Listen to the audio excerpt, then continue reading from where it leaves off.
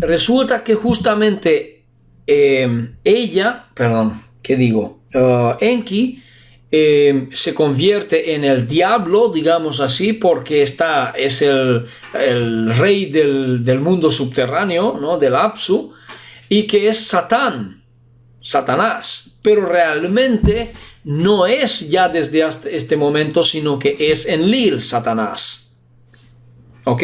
Pero al mismo tiempo es también Yahweh, ¿ok? Pero bueno, esto aparece más tarde. ¿Ok? Sigamos. Entonces, digamos aquí, para legitimar este último punto, Ninma realizó con el acuerdo unánime de los miembros permanentes de la asamblea el ritual de la transmisión de las leyes divinas a su amante depositante, porque Enlil era amante de Ninma. ¿Okay? Depositando sobre sus hombros el pectoral de cristales brillantes, símbolo Jinabul de la autoridad suprema. ¿Qué acaba de decir? Un pectoral con piedras brillantes, cristales brillantes. ¿Quién tenía algo así en la Biblia? Moisés, ¿verdad? Tenía un pectoral brillante, ¿verdad? Que llevó a su pueblo a la lucha, y luego este pectoral, que él era el supremo, digamos, y él luego este pectoral se iba de él a otros que lo sucedían como sacerdotes, sumos sacerdotes. ¿Os suena de algo este pectoral? Ok. Símbolo Jinabul de autoridad suprema. Estos eran los Me, dice él, pero paremos aquí también un momento. Los Me. Dice Parks que estos eran los Me, pero también dice otra cosa, que los Me eran como si fueran discos como CDs de oro, por ejemplo, que digamos así, que contenían información, ¿ok? Claramente que puede ser que el pectoral sea el Me o uno de los Mes, ¿ok? O que sea los cristales, claramente contienen información, como también el cristal Girku, que también menciona Parks aquí. Pero realmente podríamos pensar en otra cosa, como planchas de oro que son como discos de Me, o puede que sean otros cristales diferentes que contienen información, ¿ok? Algunos cristales de este tipo contenían información genética, realmente, que podríamos decirlo sobre todos los seres vivos, ¿ok? De un planeta. Aquí hay un tema más que Sitchin menciona a los Mes, y al parecer Sitchin dice que estos Mes eran otra cosa, eran como cajas que contenían algo, pero no son cajas, técnicamente hablando, ¿ok? Bien, veamos. Ya veremos qué son los Mes. Algún día saldrá a la luz cómo son, cómo parecen, ¿no? Entonces dice, aquí estos eran los Me que contenían los preceptos del linaje Anduruna, sistemas de estrellas Jinabul en la constelación de Osa Mayor. En estos cristales figuraba, entre un enorme volumen de información, una copia íntegra del Marduk con todos los preceptos que lo componían. Este acto tuvo gran significado, pues colocó a Enlil por encima de las leyes. ¿Te das cuenta? Es decir, que Enlil está fuera de las leyes, digamos así. Veamos, aquí nos da un aspecto más, si vamos a continuar. Este contencioso sí, este contencioso no finalizó aquí en absoluto. Quedaban aún difíciles decisiones que determinarían el carácter de la nueva colonia que, como mostramos un poco más adelante, estaba siendo establecida en el Karsag. Tenemos que saber ese aspecto. En las montañas de Tauro hacia el sudoeste del lago Van en la Turquía actual. Es decir, esto tenemos que saber, es decir que realmente esta gente cuando llega a la tierra, primero se asentan en el Karsag, en Turquía, en estas montañas del Tauro, de Tauro si queréis. No en Edén, digamos, no en Irak de hoy, sino que en Turquía. ¿Ok? Esto también tiene bastante lógica si pensamos en qué es lo que se encontraron en Turquía también. Fijaos qué interesante la conexión del Ararat, por ejemplo. ¿Por qué justamente Ararat? ¿Por qué el arco de Noé, la arca de Noé cae en Turquía? Es decir, se queda enganchado en Turquía. ¿Por qué justo allí? ¿Por qué? No sé. ¿Ok? ¿Por qué no se lo llevó las corrientes de agua del diluvio? ¿Por qué no lo llevaron a otro sitio? No sé, que salga en China, por ejemplo. ¿Verdad? Es raro. Pero hay otra cosa más también, porque aquí, según si leemos todo esto y los libros, veremos que lo que hacen también Ninmah, Enlil y Enki, se construyen unas casitas allí en estas montañas, y Enlil lo que hace es realmente desde estas montañas puedes ver todo el vasto de plano, como dicen ellos, de plano que realmente es el Edén. ¿Ok? Desde Turquía hasta adelante todo es una llanura, la gran llanura, que lo llaman también, donde empiezan a cultivar, donde empiezan a hacer los cultivos, y para estos cultivos necesitaban agua. Ahora tengo que saber un aspecto importante, que para que tengan agua, no tenían agua, todo era desierto, según Parks. Aquí hay una cosa que no concorda con Sitchin, porque Sitchin dice que no, que aquí había selva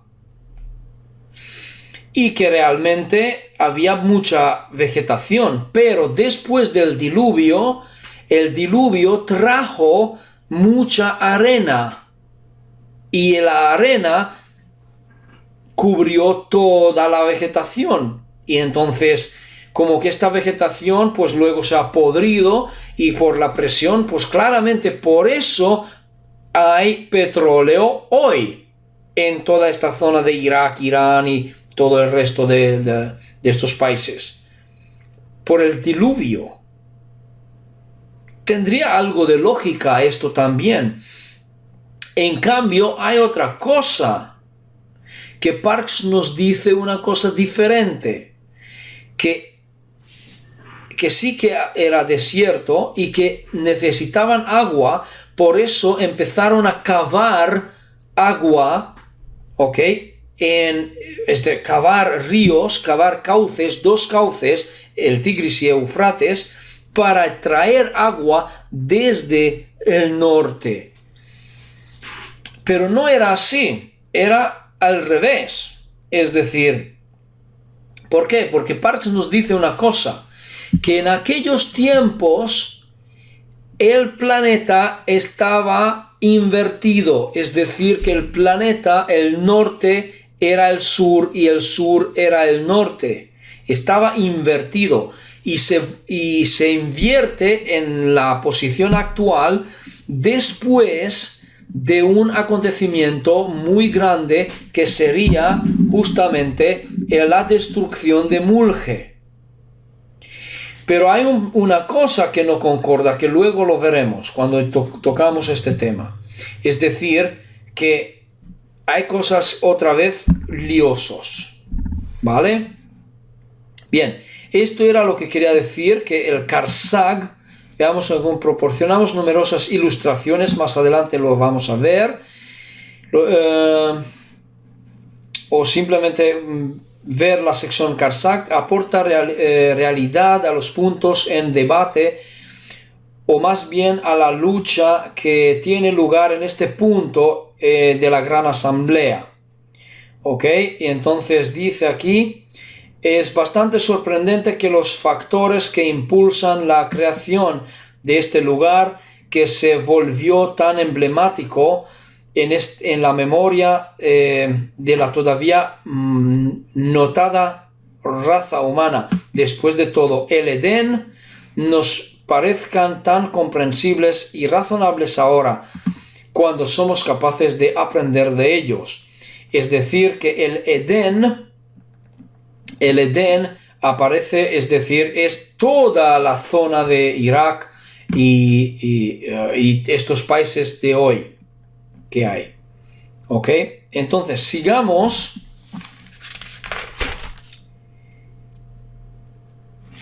Porque voy a hacer un pequeño salto.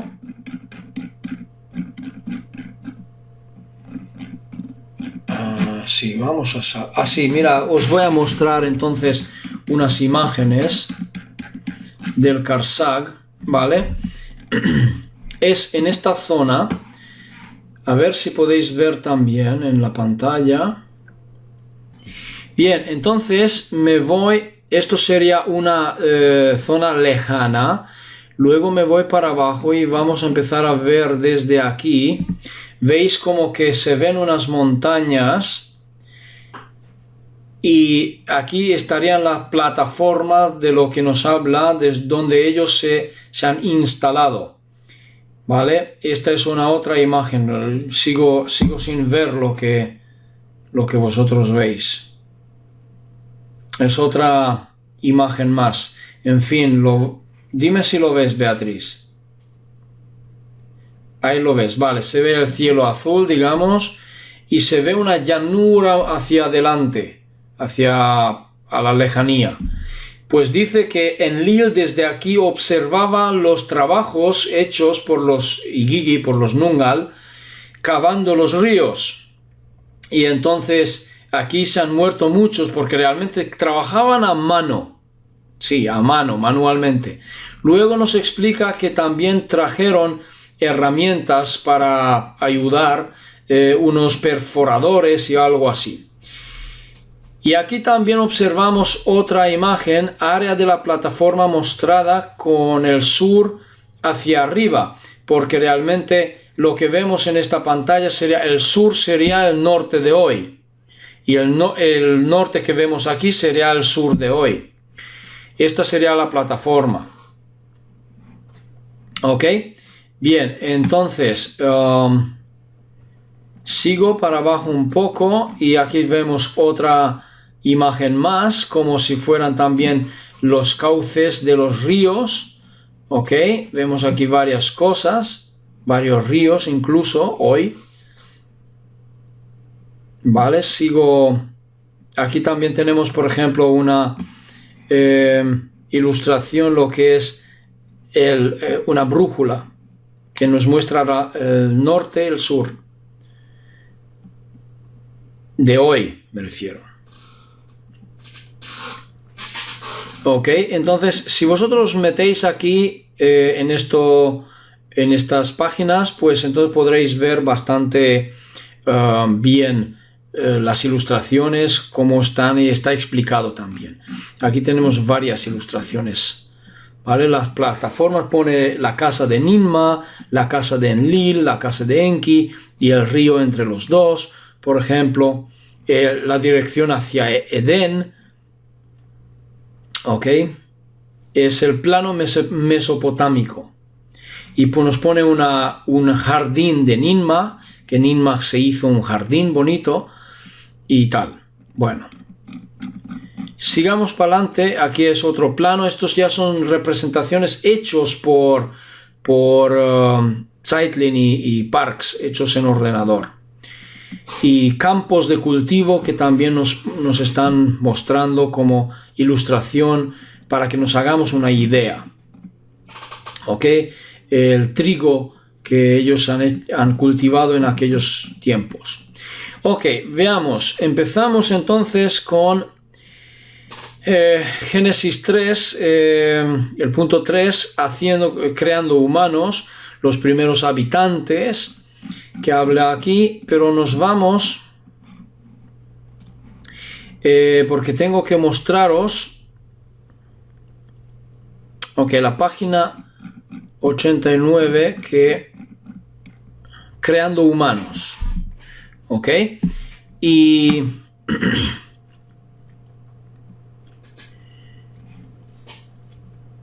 a ver, también tenemos unos incisos de Nag Hammadi.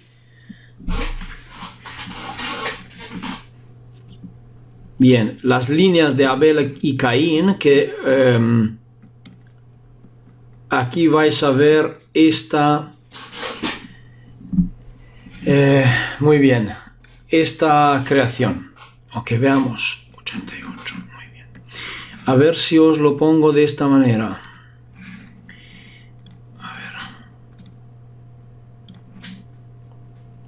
Ok, esta imagen, ok, que os lo mando igual, ok, lo vais a tener, nos muestra más o menos el linaje de las creaciones humanas, ok.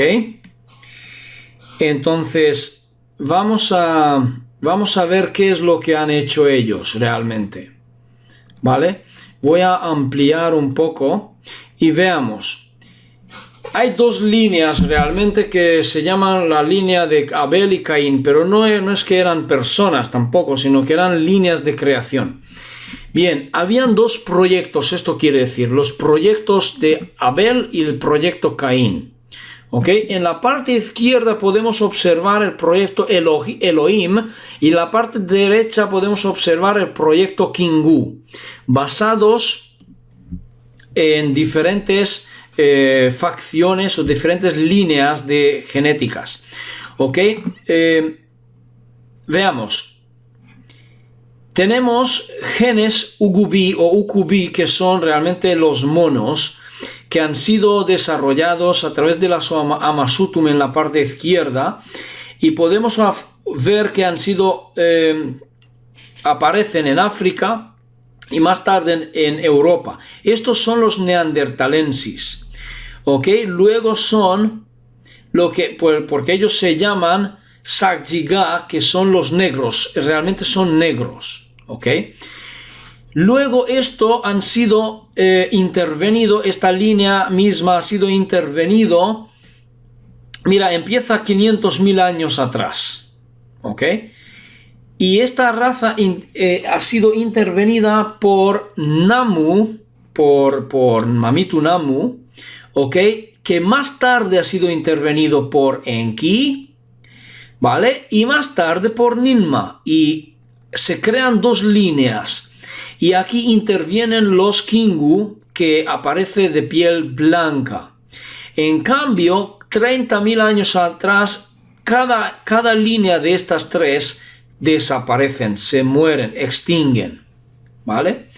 Ok. En la parte derecha, en cambio, aparece lo que es el proyecto Kingu sobre los mismos Ugubi o Ukubi de monos. Y aquí aparecen intervención de los Ama-Arji, lo que son Amasutum de la tierra, o Lilith también, sobre los mismos negros Sakjiga, es decir, Homo erectus, ¿ok? Que luego ha sido intervenido clandestinamente por Dimeje, por Lilith igual, ¿ok? Que hace una pequeña modificación, pero esa modificación está intervenido por Enki para hacer una mejora. por los mismos negros. Luego, clandestinamente por Enki ha sido intervenido modificación y ha creado una nueva línea hacia la izquierda que podéis observar, ¿ok? También negra, pero la primera también sale en África y aparece ya el Homo sapiens desde este momento, desde hace 2000 años atrás. Ok, en ese momento hay dos líneas negras aquí, intervenidos también por Isis en este instante. Entonces, esto sería el proyecto Elohim, Yahweh Elohim, digamos así, y aparece el Adam Min, Homo sapiens, Caín, la línea de Caín. Entonces, en ese momento, un poco más adelante, intervienen los Kingu clandestinamente y Ninmah también directamente en los Lubarra, porque Lubarra en ambos se llamaron los blancos, porque son Kingu Babbar. ¿Ok?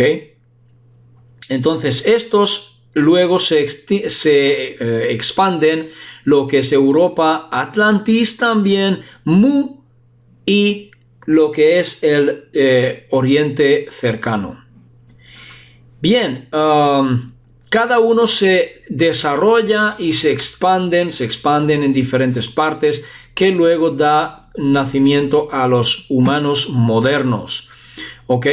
Por lo tanto, estas serían las líneas de creación de los humanos. Entonces, vamos a continuar aquí y os voy a leer esta página porque realmente es importante. Ok, vale, veamos, solamente es una corta cosita, solo para hacer una idea. A ver, la primera operación genética representada, lo que Parks denomina los negros, los Adam, realmente Adam significaría animal, fueron creados por Enki y su gente, a requerimiento de los Ushum-Galanuna como esclavos para trabajar en Edín. No debemos confundir a estos seres con los negros de hoy en día. Okay, de hecho, la línea fue completamente eliminada y ya no está presente en la Tierra. Ellos fueron un reajuste con genes de las Amashutum de los preexistentes Ugubi, monos. Una clase de mono similar a los simios de hoy en día. Esta raza también es llamada Ukubi o genus Homo, digamos, Ulegara, o no diría Uyegara tampoco, Ulegara, colocado antes significa, es el anterior. Estos posteriormente fueron actualizados con la sangre mixta, digamos entre comillas, que pone Sakjiga, al incorporar los genes de los Kingu verdes para marcar o afirmar la superioridad de los Ushungal sobre los Kingu. Es decir, que los Ushungal mantendrían la superioridad, pero tiene que haber un trocito, digamos así, una porción de ADN de Kingu verdes. Entonces, en fin, es lo que ellos afirman. El ser resultante es el conocido como los Lulu, es decir, seres mixtos. El Lulu aparece también en... es muy corto, la verdad es que es cortísimo. Aparece en el libro perdido de Enki, que son las tablillas, en cierto... sí, son las tablillas sumerias que Sitchin tradujo, ¿ok? Aquellos Lulu, a estos nos referimos. Pero estos Lulu no son toda la raza, es decir, no representa a toda la raza humana, ¿ok? Toda la humanidad me refiero. Entonces solamente son una pequeña parte estos Lulu. Bien, él decidió modificar estos esclavos progresiva y clandestinamente para hacerlos autónomos. Bien, veamos entonces, Proyecto Kingu. En un proceso distinto, los Kingu Babar emprendieron la creación de una raza blanca, los Lubarra, mezclando sus propios genes con los de Adam Sakjiga, marcando así su supremacía sobre la creación de los vencedores. ¿Ok? Es decir, que aquí esta vez apareció la piel blanca. ¿Ok?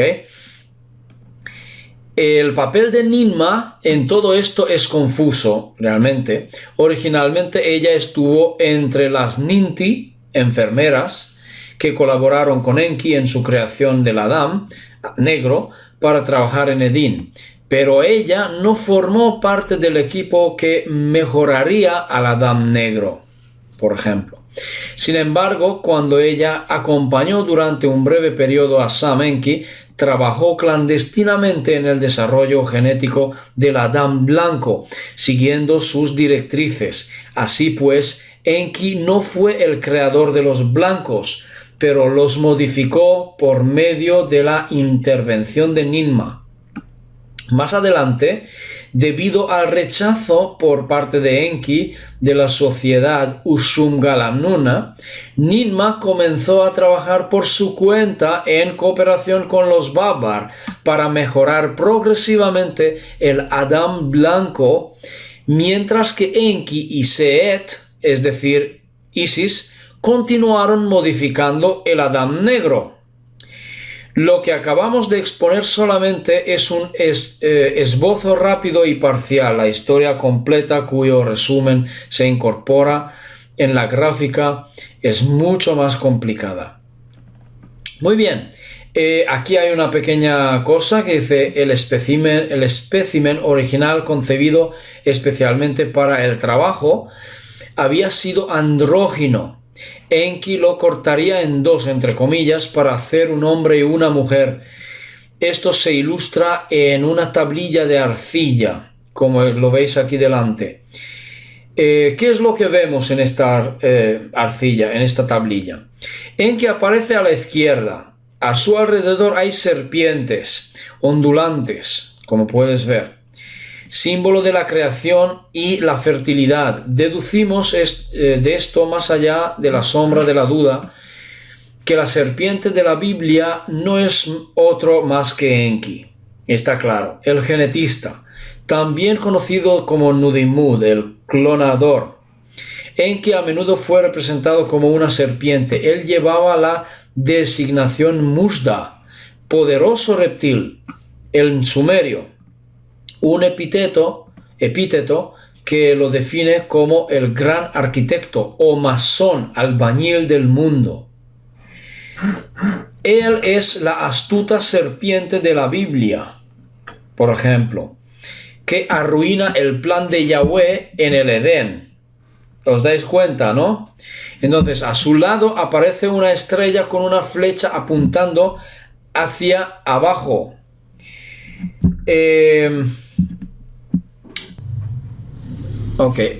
Si decíamos que aparece una flecha apuntando hacia abajo, la estrella simboliza el término Dingir, dioses, digamos así, y la flecha el abajo o el abismo, confirmando que verdaderamente este dios es Enki, la divinidad del Apsu, el mundo subterráneo. Vamos a ver en un momento.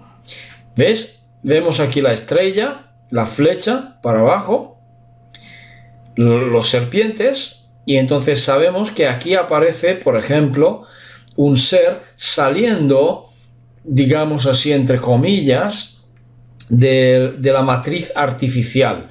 Por eso también,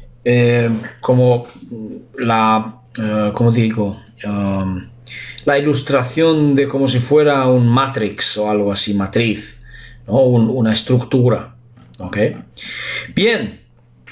Entonces, hemos visto este aspecto, hay mucho más que aquí nos explica, ¿no? Entonces, veamos, sigamos, porque tengo unas unos datos más importantes. Bueno, tengo muchas, pero quiero terminar con esto. A ver. ¿Dónde? A ver, esto es un poquito... Sí. Veamos esto, porque creo que es importante. En la entrevista Karmápolis continúa el análisis sobre estas modificaciones. Para evitar confusiones es conveniente seguir las referencias de la gráfica de las dos líneas, ¿ok? Y aquí la pregunta era, Enki se aseguró de que sus propios prototipos fueran capaces de reproducirse sexualmente. Usted expresa esto en términos muy precisos. Se dirigen a Anton Parks. La iniciación al secreto de los Gis, o el secreto de las estrellas oscuras, que es el título del primer libro también, lo cual hace pensar acerca del eterno femenino y la importancia que los gnósticos conceden a la sexualidad. ¿Por qué había querido Enki que los humanos fueran cada vez más autónomos y fueran iniciados?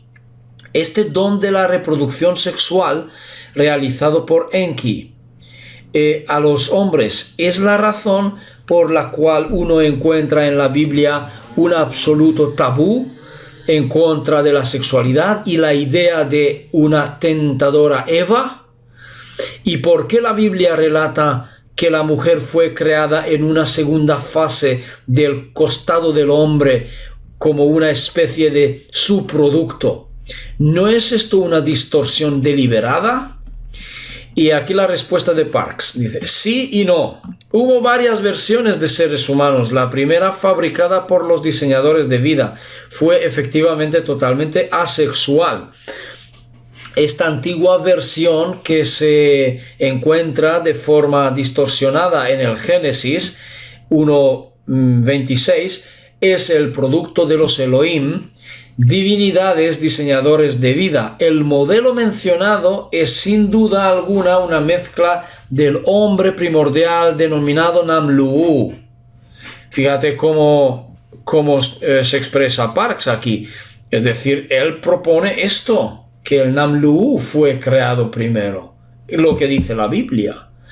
Y el prototipo del Neandertal, también fabricado por los Elohim, precisamente por Namu, la madre de Enki. Esta versión fue creada asexual también, y por lo tanto dócil, por el clan de Yahweh, que trabajó, Ushungal Anuna, que trabajó para esos dioses sumerios. Es decir, lo que leímos antes, por encargo. Entonces, claramente ellos eran creados para ser esclavos, para sustituir a los Nungal en los cauces de los ríos, para que no trabajen más en los cauces. Pero no hablan nada, según Parks, no es para cavar en las minas buscando oro tampoco. No es por eso, sino que simplemente para cavar los ríos. En lo que habla el libro de Enki por Sitchin, traducido por Sitchin, dice que realmente ellos trabajaron en el oro para minar el oro, es decir, sacar el oro, y también anteriormente de esto en los ríos para filtrar oro, pepitas de oro, por ejemplo. Pero aquí Parks en absoluto no dice esto, dice otra cosa. Entonces, ¿qué es la verdad? Porque Parks dice que todo lo que él saca también sacó gran parte de las tablillas, pero todo lo que aparece en las tablillas él ya lo había visto en sus visiones. Es decir, que las tablillas no son exactos. Veamos, entonces, ¿qué dice? Para dotar a esta humanidad de autonomía con respecto al autoritario régimen Anunna, Enki separó sus sexos a fin de que estos trabajadores fueran capaces de multiplicarse por sí mismos. El Edín, la llanura mesopotámica, donde se encuentran los vestigios más antiguos de trigo, fue la sede de una gigantesca industria agraria que era muy difícil de controlar por completo. Cuando los seres humanos sexuales se enfrentaron con su obligación de continuar trabajando para estos dioses en Edén, tuvieron que mantener en la clandestinidad la obtención de su secreta autonomía con la ayuda del administrador del área, es decir, Sam Enki, Samael, la serpiente bíblica. Ok, la razón de esta maniobra es un profundo resentimiento entre Sam y su gente, los diseñadores de vida Elohim, y el clan paternal de Enki, simbolizado por la autoridad bíblica.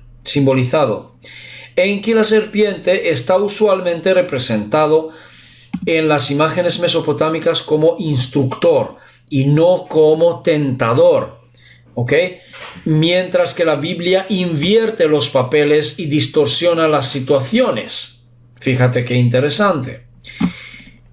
La otra pregunta sería, al leer la Biblia, uno percibe que el hombre original en la Biblia, Adán, no se parece al fabuloso proyecto que usted describe. Al Adán bíblico parece más un idiota, inocente, ignorante, servil, sometido a Yahweh. Y no es poderoso ser que usted describe al comienzo de su trabajo. ¿Por qué esta discrepancia? ¿Es este el mismo Adán o hubo otro proyecto, otro hombre original antes del Adán bíblico? Parks dice, sí, como acabo de mencionar, hubo varias versiones de humanos, así como hubo varias versiones de monos. El primero está el Namlu'u, creado por los diseñadores de vida, Kadistu, Elohim, que sembraron la tierra antes de la invasión de los Anunna. Estos son los inmensos seres humanos que encarnan capacidades extraordinarias. Este espécimen se menciona, por ejemplo, en el manuscrito gnóstico Nag-Hammadi, el libro secreto de Juan, códice NH2, en donde él aparece en la forma del perfecto ser humano primordial, creado por los diferentes creadores según sus diferentes poderes y cualidades. Los Namlu'u tienen casi 4 metros de altura, dice aquí, pero en otro sitio dice 4,5. Bueno, y son seres multidimensionales, según lo expresado en los varios textos gnósticos. Ellos eran los guardianes de la tierra antes de la llegada de los dioses malvados, los Anunna. Eso dice Nag-Hammadi, ¿ok? También habríamos que leer Nag-Hammadi. Ellos desaparecieron de nuestra dimensión en el momento del advenimiento de estos últimos, los Anunna. La palabra Namlu'u es un término genérico usado en Mesopotamia para referirse a la humanidad primordial y empleado más adelante para designar a los sumerios, quienes eran considerados en el antiguo Oriente Medio como una primera humanidad puesta al servicio de los dioses. Así pues, definitivamente hay una mezcla entre los Namlu'u, guardianes del planeta Tierra en nombre de los Elohim, y los diferentes tipos de trabajadores creados para las necesidades de Yahweh, comenzando con los simios, que son el Homo neanderthalensis, y posteriormente el Homo erectus, que nos conducen hasta el hombre moderno, es decir, Homo sapiens. Fijaos que acaba de decir aquí, que es lo que nos interesaba, es saber que realmente existe, ¿ok?, una mezcla, un porcentaje, aunque sea pequeña, de ADN de estos seres Namlu'u. Realmente, por mí, serían los únicos, digamos así, hermanos con los cuales a mí me gustaría encontrarme. Bueno, también algunos extraterrestres, pero bueno, me encantaría ver a uno. ¿Ok? Me encantaría ver a uno, realmente, hablar con él. Bien, esto era un aspecto que quería daros porque es importante, ¿ok? Y ahora entonces vamos más adelante y hay muchas cosas. Y empezando con Génesis 5, 202. Veamos.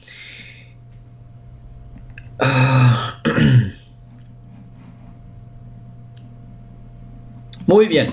Y aquí otro aspecto. Veamos, dice, las Sama-Arji por su parte parecen haber modificado ciertas variedades únicamente para halagar su ego y quizás por tratar de hacerlo aún mejor que mi genitora. Las Sama-Arji han jugado un doble juego. Ciertas de sus manipulaciones fueron oficiales y otras clandestinas. Al mismo tiempo, por otras señales, yo deduje que grupos aislados de seres procedentes de las estrellas también habían manipulado ciertos ukubi, género Homo. Pero su objetivo no figuraba en mi cristal, que acabamos de ver aquí y que acaba de reconocer el mismo Anton Parks. Es que entonces aquí coincide con lo que Stuart Swerdlow nos dice, es que todos aquellos seres extraterrestres que entregaron su ADN, puede que él haya recibido la información un poco distorsionada o con deficiencias quizás, o no sé, pero lo que acabamos de ver es que realmente durante la historia, durante los milenios, tanto aquellos seres extraterrestres que sean lirianos o pleiadianos o arcturianos o sirios o quienes sean, también vinieron y tocaron aquí a los monos, al género Homo. También hicieron modificaciones, no solamente ellos, me refiero a los Anuna o a los Usungal o a la facción de Enki o quienes sean, ¿ok? O los Kingu, quienes sean. Es decir, que también otros entraron durante los milenios, estaban modificando y poniendo más cosas a nuestro ADN. Pero hay cosas más importantes también. Veamos. También dice, en el corazón del estéril valle encontramos un objeto luminoso con reflejos plateados. Sí, fijaos, esto nos cuenta en Enki, cuando se ve... vamos a leer un poco antes. Ok, porque dice... Sí, veamos aquí. Enki visita regularmente una tribu neandertal en Sinsal. Ok, que era África. Sí, la magnífica reserva de Kankala, África. Es una ciudad o una reservación, como decir. Y trabaja para ganar su aceptación. Estos fueron llamados Ulegara o Annegara por los Anuna, tal y como se muestra en el esquema de las dos líneas adámicas. Sus fósiles se encuentran en África, Europa y el Oriente Próximo. Sus alturas oscilan entre 1,55 m y 1,65 m. Eran más bajitos. Bien, el día que descubren sus manos palmeadas, lo aceptan sin reservas. ¿Ok? Aquella gente. Porque Enki tenía las manos palmeadas. Porque es decir, no así, sino que tenía como unas membranas entre los dedos. Ya sabéis cómo es. Es porque era descendiente, tenía un rasgo Abgal, anfibio, Enki. Ok, así. Esa es una tribu desarrollada. Sus miembros se visten con pieles de antílope, moran en chozas de mimbre, con una comodidad relativa. Se reproducen mediante relaciones sexuales.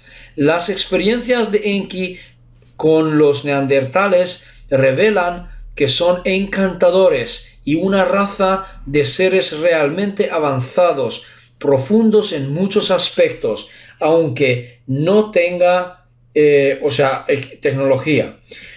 No nos es posible detallar ese factor aquí, pero lo siguiente es esencial. Veamos.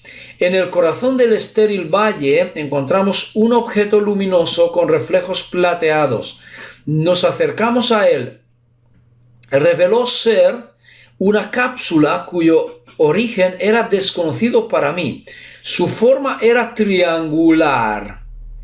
Parecía ser un unir, pirámide, invertido, cuya punta estaba profundamente encajada en la tierra. Es decir, que la punta, ¿ok? De su vientre invertido emanaba una luz cálida, calmante. Los Ukubiim, que los llamaron aquellos neandertales, se acercaron valerosamente. ¿Qué? Valerosamente. No conozco la palabra. Al aparato será, y celebraron su divino resplandor. Sin saber por qué, me invadió una emoción incomparable. Me acerqué al objeto y vi un símbolo de uno de sus lados, 3 pequeñas pirámides invertidas, formadas conjuntamente un triángulo invertido. Conocía este emblema. Mam me lo había enseñado. Aquí tenéis en pantalla. Varias veces, y aparecía en algunos de sus objetos personales. Este mismo signo estaba grabado en Ugur, mi inesperable Girku. ¿Ok?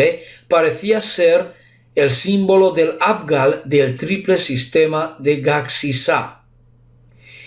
Sí, Sirio. ¿Qué significa triple sistema? Porque realmente Parks propone que Sirius no es un sistema binario, es terciario. ¿Ok?